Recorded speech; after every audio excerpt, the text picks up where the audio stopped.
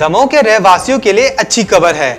उन्हें अब बासमती का खुशबूदार चावल बाहर से नहीं खरीदना पड़ेगा। उन्हें उनके जिले में ही आसानी से यह चावल मिल जाएगा, क्योंकि दमोह में अब किसानों ने बासमती चावल की खेती की ओर रुख कर लिया है। इस बार 80,000 से ज्यादा हेक्टेयर में चावल का रोपा लगाया जा रहा है।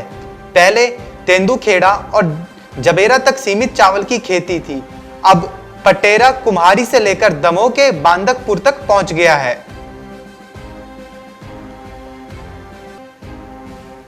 देश में बढ़ते कोरोना के बीच महंगाई ने भी कमर तोड़ दी है।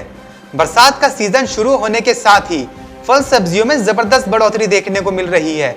बरसात के मौसम में वैसे तो हरी सब्जियां महंगी हो जाती हैं, लेकिन इस बार तो टमाटर सबसे लाल हुआ है। एक महीने पहले करीब 20 रुपए किलो बिकने वाला टमाटर आज 80 रुपए के पार पहुंच गया है। अब तो आलू भी 50 रुपए किलो बिक रहा है।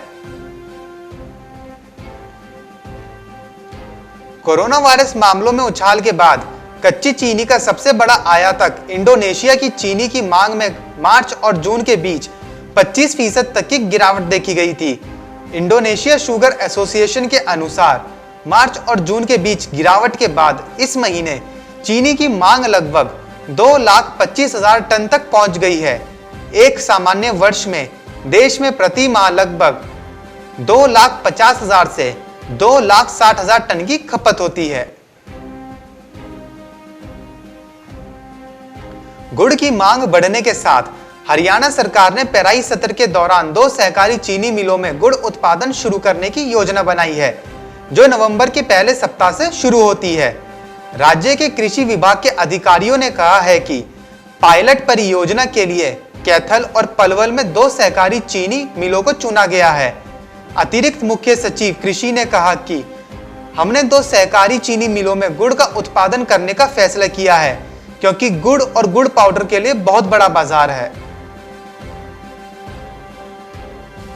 भारत के बासमती चावल निर्यात पर कोरोना महामारी के कहर का कोई असर नहीं पड़ा है, बल्कि पिछले साल से 40,000 टन ज्यादा बासमती चावल का निर्यात हुआ है। कोरोना काल में बासमती चावल के निर्यात मांग के साथ साथ घरेलू मांग में भी इजाफा हुआ है, जिससे कि मार्च के बाद बासमती चावल के दाम में करीब 10% की तेजी रही।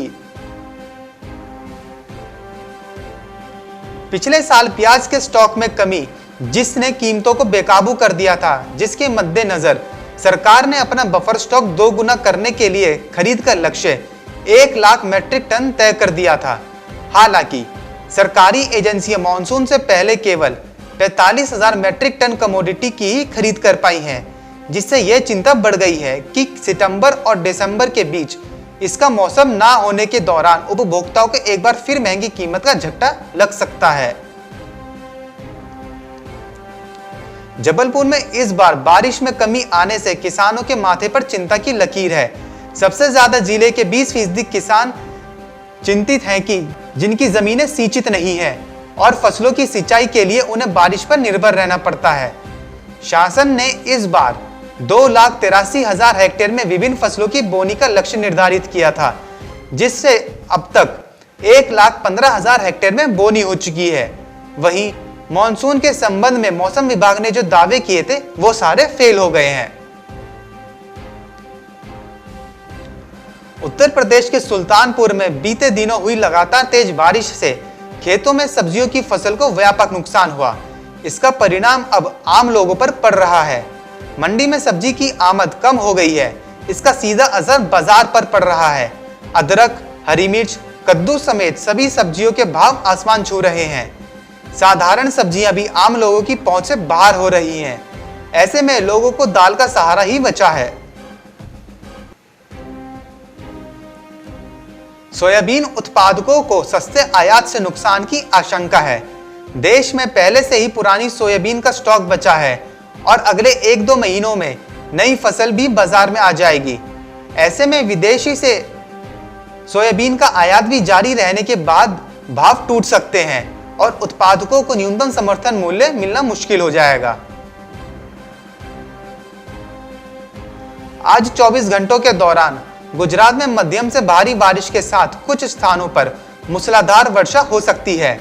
कोंकण और गोवा, तटीय कर्नाटक, उप हिमालयी पश्चिम बंगाल, सिक्किम, असम, मध्य प्रदेश, छत्तीसगढ़, विदर्भ, तेलंगाना, तमिलनाडु और तटीय आंध्र प्रदेश के कुछ हिस्सों में हल्की से मध्यम बारिश होने के आसार हैं।